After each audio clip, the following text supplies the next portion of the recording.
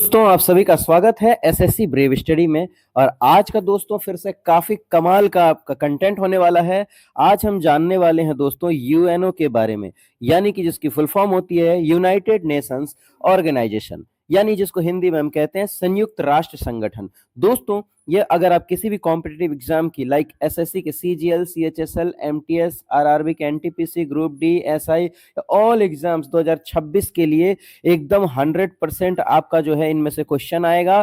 तो आज मैं यूएनओ के बारे में चर्चा करूंगा कि यूएनओ क्या है, जिसके बारे में आपके जानने के बाद आप बहुत कुछ समझ जाएंगे और आपके पेपर के लिए काफी बेनिफिशियल होगा। तो दोस्तों चैनल पर नए हैं तो चैनल को सब्सक्राइब कर दीजिएगा, वीडियो अच्छी लगे तो लाइक, सब्सक्राइब, शेयर करते रहिएगा। ठीक है दोस्तों, चलिए बढ़ेंगे हम प्रश्न की ओर, देखते हैं यूएनओ क्या है। ठीक है, चलिए पहला प्रश्न आता है दोस्तों कि यूएनओ है क्या। सबसे पहली चीज, यूएनओ क्या है दोस्तों, व्हाट इज यूएनओ। तो यूएनओ दोस्तों यूनाइटेड नेशंस ऑर्गेनाइजेशन है, जो एक अंतरराष्ट्रीय संगठन है। ठीक है, इसका उद्देश्य क्या है दोस्तों, तो विश्व में मतलब कि विश्व में शांति लाना और सुरक्षा के, ठीक है, सुरक्षा, सहयोग और विकास को बढ़ावा देना इसका मुख्य उद्देश्य है। यानी विश्व में कोई देश किसी से लड़ाई ना करे और शांति सुरक्षित रहे सब कुछ, और उनका विकास हो, इन सब में इनका योगदान है दोस्तों, मुख्य उद्देश्य है। यह देशों के बीच विवादों को युद्ध के बजाय बातचीत से सुलझाने का मंच है। यानी कोई अगर दो देश आपस में लड़ रहे हैं या कोई मैटर चल रहा हो तो उसको युद्ध या लड़ करके नहीं बल्कि बातचीत से सुलझाने का मंच है यूएनओ। ठीक है दोस्तों, उम्मीद करता हूं यूएनओ के बारे में आप इतना समझ चुके होंगे। अगले पॉइंट में समझते हैं दोस्तों यूएनओ के बारे में। देखिए यूएनओ की स्थापना कब हुई थी दोस्तों, तो याद रख लीजिएगा कि इसकी स्थापना हुई थी 24 अक्टूबर 1945 को। ये आपसे पूछेगा यूएनओ की स्थापना कब हुई थी, तो ये याद रख लीजिएगा 24 अक्टूबर 1945 को, द्वितीय विश्व युद्ध के टाइम। ठीक है, अब ये देखिए इसकी पृष्ठभूमि, जैसा कि मैंने आपको बताया कि द्वितीय विश्व युद्ध जब 1939 1945 में हुआ था, तो इन्हीं युद्धों को रोकने के लिए एक ढांचा तैयार किया गया कि आखिर ऐसे तो हर कोई हमेशा लड़ता रहेगा, तो इसके लिए हम क्या इसका उपाय ढूंढें, तो यूएनओ की स्थापना की गई। स्थापना दस्तावेज क्या है दोस्तों, संयुक्त राष्ट्र चार्टर है, यूएन चार्टर। ठीक है, अब चार्टर लागू कब हुआ, तो 24 अक्टूबर 1945 को। ठीक है, अगला पॉइंट हम देखेंगे, इसीलिए आप देखिए दूसरा क्वेश्चन आएगा, हर साल आपका 24 अक्टूबर को संयुक्त राष्ट्र दिवस मनाया जाता है। अब यहां से देखिए आपका तीन तीन क्वेश्चन बन गया।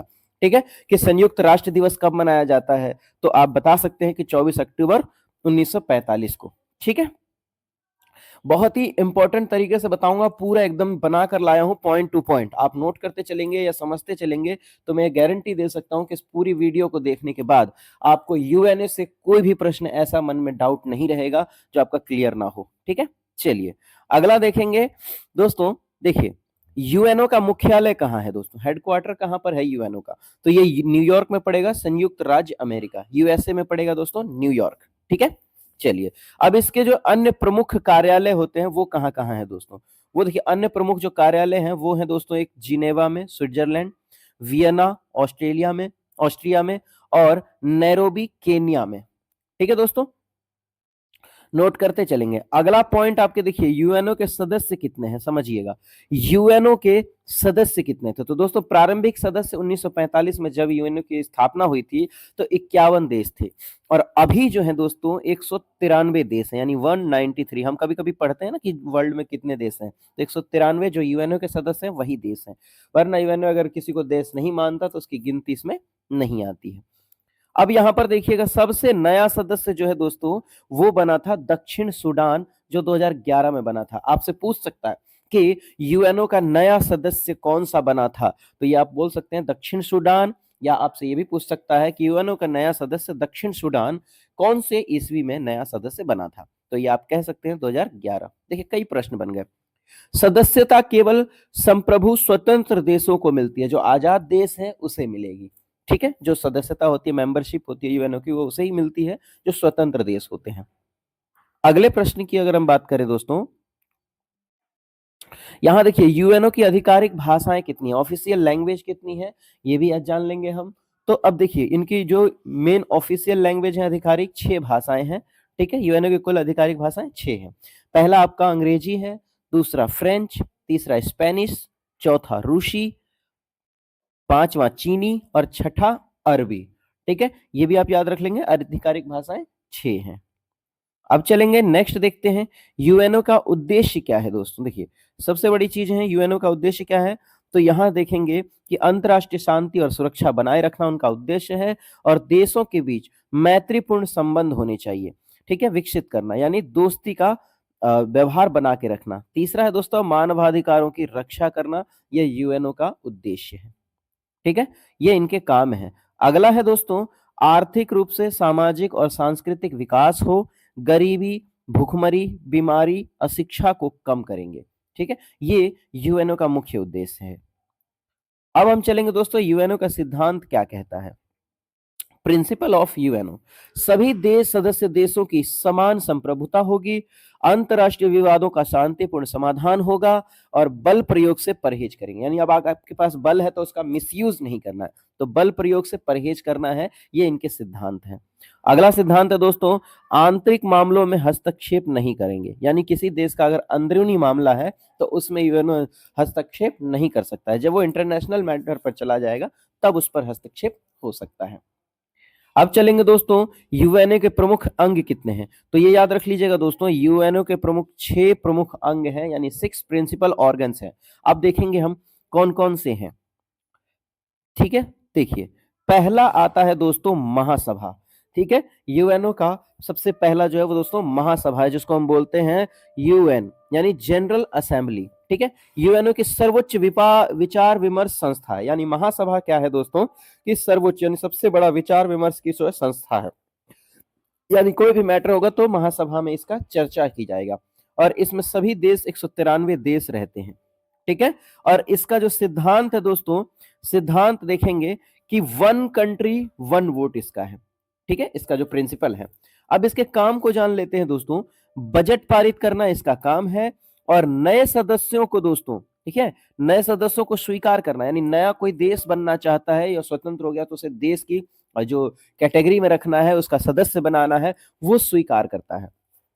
अगला महत्वपूर्ण मुद्दों पर प्रस्ताव पारित करता है, कोई इंपॉर्टेंट मुद्दा है, टॉपिक है तो उस पर वो प्रस्ताव पारित कर सकता है, अपने चीजें बता सकता है। बैठक जो दोस्तों कब होती है, तो वर्ष में एक बार होती है और वो होती है दोस्तों सितंबर को, तो ये बहुत इंपॉर्टेंट है दोस्तों, सारे नोट देखिए, ठीक है, आपका क्लियर होता जा रहा है कि कब बैठक होती है, सितंबर में, और साल में एक बार बैठक होती है। अगला अगर हम चलें सुरक्षा परिषद दोस्तों, सुरक्षा परिषद यानी सिक्योरिटी काउंसिल, ये सबसे शक्तिशाली अंग होता है, यानी कि यूएनओ का सबसे पावरफुल जो ऑर्गन्स है दोस्तों वो है सुरक्षा परिषद यानी सिक्योरिटी काउंसिल। अब इसके बारे में देख लेते हैं कि क्या क्या चीजें हैं इसकी, ठीक है। अब देखिए यहां पर जो है कार्य विश्व शांति व सुरक्षा बनाए रखना है और कुल सदस्य 15, मतलब दोस्तों आप ये याद रख सकते हैं 5 + 10 कहेंगे, क्योंकि इसमें अस्थाई और अस्थाई होते हैं, ठीक है दोस्तों। जैसे कि 5 अस्थाई सदस्य यानी परमानेंट मेंबर कितने हैं, 5 हैं, और कौन कौन से हैं तो ये याद रखेंगे कि अमेरिका है, रूस है, चाइना है, फ्रांस है और ब्रिटेन है, ठीक है। अब यहां पर थोड़ी सी चीजें जान लेंगे कि जो 10 अस्थाई सदस्य होते हैं, यहां 2 वर्ष लिखा है, इसको समझिए कि जो परमानेंट होते हैं यानी अस्थाई सदस्य वो हमेशा के लिए है, लाइफ टाइम के लिए, लेकिन जो अस्थाई सदस्य होते हैं दोस्तों वो आपके 2 साल का ही आपका रह सकता है, 2 साल बाद वो बदल जाएगा, अस्थाई है यानी कि टेम्पररी, ठीक है दोस्तों।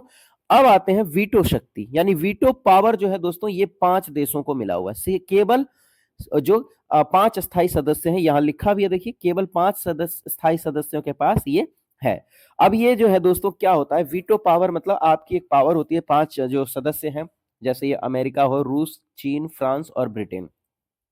तो अब इस चीज को थोड़ा सा समझेंगे कि ये पांचों में से अगर मान लीजिए किसी मैटर पर बात चल रही है और उस पर किसी देश में लड़ाई हो रही है, उसे हमें रोकना चाहिए, सपोज कीजिए उसमें से अगर 4 देशों ने हाँ कह दिया और एक देशों ने कहा वीटो, नहीं हम नहीं मानते हैं इसे, तो वो युद्ध जो है नहीं रुकेगा, या युद्ध होना चाहिए, 4 ने कहा हाँ होना चाहिए, एक ने कहा नहीं होना चाहिए, तो नहीं होगा। यानी कि कुल मिलाकर यूं समझिए कि पांचों की रजामंदी बहुत जरूरी है किसी भी मैटर पर, ठीक है। यहां लिखा हुआ भी है देखिए दोस्तों कि एक वीटो से प्रस्ताव रद्द हो सकता है, याद रखेंगे 4 ने हां कहा और एक ने कहा नहीं, तो ये नहीं हो सकता है, ठीक है। तो ये याद रखेंगे और इसके साथ एक बात और याद रखिएगा कि भारत जो है अस्थाई सदस्य में नहीं आता है, क्योंकि आज आता भारत के पास कई बार ऑप्शंस आया, भारत ने भी इसके लिए अपना दिया था रजामंदी और सभी को मंजूर था। बट हमारा जो बगल पड़ोसी है ना, चाइना, चीन, वो नहीं चाहता कि हम जो है सदस्य, अस्थाई सदस्य बने, क्योंकि चीन भी इसका अस्थाई सदस्य है। तो जब चार हाँ बोलते हैं तो चीन बोलता है नहीं, इसको नहीं बनाया जाए, तो वो नहीं बन पाता है दोस्तों।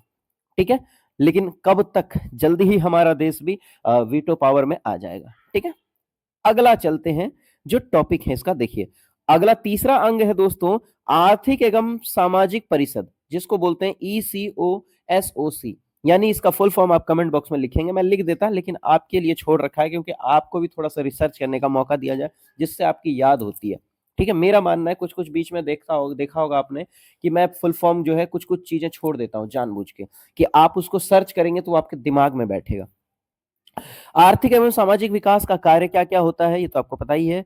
अब इसमें आते हैं दोस्तों, 54 सदस्य होते हैं जो आर्थिक और सामाजिक विकास के लिए है। विषय क्या क्या होना चाहिए दोस्तों, तो ये याद रखेंगे, शिक्षा का है, स्वास्थ्य, रोजगार और गरीबी उन्मूलन। ठीक है, ये सारे इसके मुद्दा होते हैं मेन।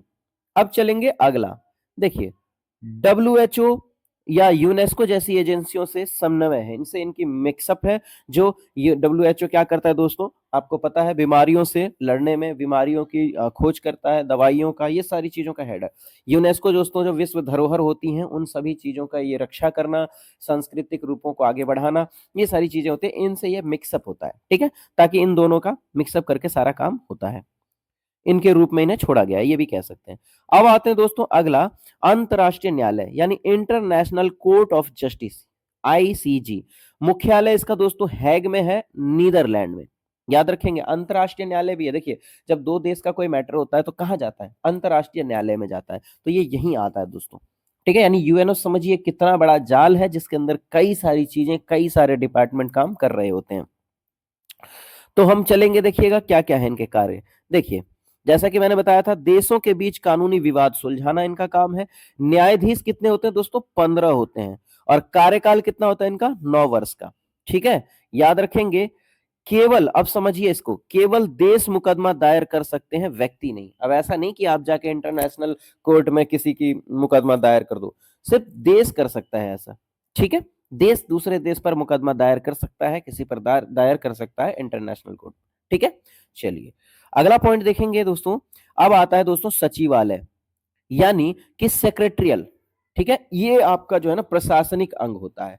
ठीक है, ये एडमिनिस्ट्रेटिव ऑर्गन्स होते हैं। जो प्रमुख होता है दोस्तों इसका, महासचिव होते हैं, जिसको बोलते हैं हम दोस्तों सेक्रेटरी जनरल। ठीक है, जो प्रशासनिक अंग है वो होता है दोस्तों सचिवालय यानी सेक्रेटरियल, और उसका जो हेड होता है वो महासचिव होता है, जिसको हम बोलते हैं सेक्रेटरी जनरल। अब इसके काम और जनरल सेक्रेटरी कौन है, सेक्रेटरी जनरल, वो भी हम जानेंगे। इसकी काम क्या होती है दोस्तों, तो रिपोर्ट तैयार करना होता है और बैठकों का संचालन करना होता है। जैसे कोई बैठक होगी साल में एक बार, तो उसका संचालन करेगा, बैठक का पूरा रिपोर्ट तैयार करेगा, किसका क्या है, वो सारी चीजें इनका काम होता है, प्रशासनिक काम है। अब बात करेंगे दोस्तों, शांति मिशनों का समन्वय करता है, शांति मिशन के लिए। ठीक है, अब वर्तमान में जो सचिव है ना दोस्तों, महासचिव यानी कि सेक्रेटरी जनरल जो है, वो दोस्तों एंटोनियो गुटरेस हैं। ये इनका कार्यकाल होता है दोस्तों 5 वर्ष का। ठीक है, ये भी याद रखेंगे। अगला टॉपिक के, अगला आता है दोस्तों न्यास परिषद, सॉरी। ठीक है, ट्रस्टीशिप काउंसिल, यानी उपनिवेशों को स्वतंत्र कराने हेतु अब सभी न्याय क्षेत्र स्वतंत्र होते हैं, और वर्तमान में ये अभी निष्क्रिय है। ठीक है, अगला जानेंगे यूएनओ की प्रमुख एजेंसियों के बारे में। देखिए, ये बहुत इंपॉर्टेंट है। ठीक है, ये याद रखेंगे, वेरी वेरी इंपॉर्टेंट का है। यूएनओ की जो प्रमुख एजेंसियां हैं वो कौन कौन सी हैं, तो यहां देखेंगे, लिस्ट मेरे पास पूरी आपकी बना रखी है मैंने। एजेंसी कौन सी है दोस्तों, WHO का पूरा नाम है दोस्तों वर्ल्ड हेल्थ ऑर्गेनाइजेशन, और काम क्या है, तो इसका काम है दोस्तों स्वास्थ्य पर कंट्रोल करना। ठीक है, अगला इसका जो है दोस्तों याद रखेंगे, नेक्स्ट है आपका, देखिए, यूनेस्को। यूनेस्को का फुल फॉर्म होता है दोस्तों एजुकेशन, साइंस एंड कल्चर, जो शिक्षा एवं संस्कृति पर काम करता है। जैसे 7 अजूबे हैं, विश्व धरोहर है, इन सब पर ये काम करता है, विश्व संस्कृति है, इन सब की रक्षा करना होता है। नेक्स्ट है दोस्तों यूनिसेफ। यूनिसेफ का फुल फॉर्म होता है यूनाइटेड नेशंस चिल्ड्रंस फंड, यानी बाल कल्याण के लिए फंड करते हैं। ठीक है, नेक्स्ट आता है दोस्तों ILO यानी इंटरनेशनल लेबर ऑर्गेनाइजेशन, यानी श्रमिक अधिकार इनका जो काम होता है। अगला FAO यानी फूड एंड एग्रीकल्चर ऑर्गेनाइजेशन है, ये कृषि व खाद्य से रिलेटेड कार्य है उनका। और IMF यानी इंटरनेशनल मॉनेटरी फंड, यानी वित्त से रिलेटेड मनी फंड करना, ठीक है, किसी को लोन वोन देना, इन सब का काम इनका। और दूसरा होता है दोस्तों वर्ल्ड बैंक, यानी विकास ऋण देता है। ठीक है, इनके कार्य भी समझ गए, एजेंसियां भी आप समझ गए। अब आते हैं यूनेस्को पीकिंग। ठीक है, पीस कीपिंग क्या होता है? शांति सेना। दोस्तों देखिए, यूनेस्को का पीक जो है दोस्तों पीस कीपिंग है, उसका सबसे पहले समझेंगे कि क्या है। नीले हेलमेट है इसकी जो पहचान है, ब्लू हेलमेट्स। काम क्या है दोस्तों? देखिए इनका बहुत इंपॉर्टेंट काम है, युद्ध विराम लागू करना, यानी युद्ध के विराम लगाना, शांति बनाए रखना। और सबसे बड़ी बात देखिएगा कि भारत सबसे बड़ा योगदान करता है देशों में से एक है। कई जो देश करते हैं उसमें से भारत सबसे बड़ा योगदान करता है इन सब में। ठीक है, शांति के मामले में। अब यूएनओ और भारत की सदस्यता कब हुई थी? तो 30 अक्टूबर 1945, यानी कि जब ये बना था 24 अक्टूबर को, उसके 6 दिन बाद से ही हमारे भारत का जो है यूएनओ का सदस्य है। भारत ने क्या क्या किया दोस्तों? देखिए, शांति सेना दी, मानवाधिकार, उपनिवेशवाद विरोध में अहम भूमिका निभाई थी। इन सभी में शांति सेना का दिया था, मानवाधिकार दिया, इन सब में सहयोग किया है भारत ने यूएनओ का। ठीक है, अब आते हैं, देखिए दोस्तों, यूएनओ से जुड़े महत्वपूर्ण दिवस जो आपसे पूछा जाता है। देखिए, यूएनओ से जुड़े महत्वपूर्ण दिवस क्या आते हैं दोस्तों? 24 अक्टूबर संयुक्त राष्ट्र दिवस होता है, और 10 दिसंबर मानवाधिकार दिवस होता है, और 21 सितंबर अंतर्राष्ट्रीय शांति दिवस होता है। देखिए, ये सारे यूएनओ से जुड़े महत्वपूर्ण दिवस हैं।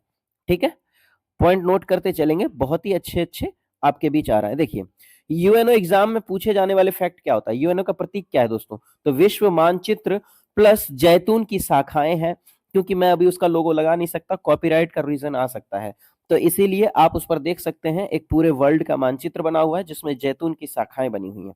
और इसका कलर होता है दोस्तों झंडे का हल्का नीला होगा। ठीक है, और सबसे शक्तिशाली अंग कौन सा होता है? तो दोस्तों सुरक्षा परिषद होता है, ये आपसे पूछेगा। और आधिकारिक दस्तावेज कौन सा है? तो याद रखिएगा यूएन चार्टर। ये बहुत इंपॉर्टेंट है, आपसे पूछ सकता है कि यूएनओ का आधिकारिक दस्तावेज कौन सा है, तो यूएन चार्टर बोल सकते हैं। और या यूएनओ का सबसे शक्तिशाली अंग कौन सा है? तो सुरक्षा परिषद बोल सकते हैं।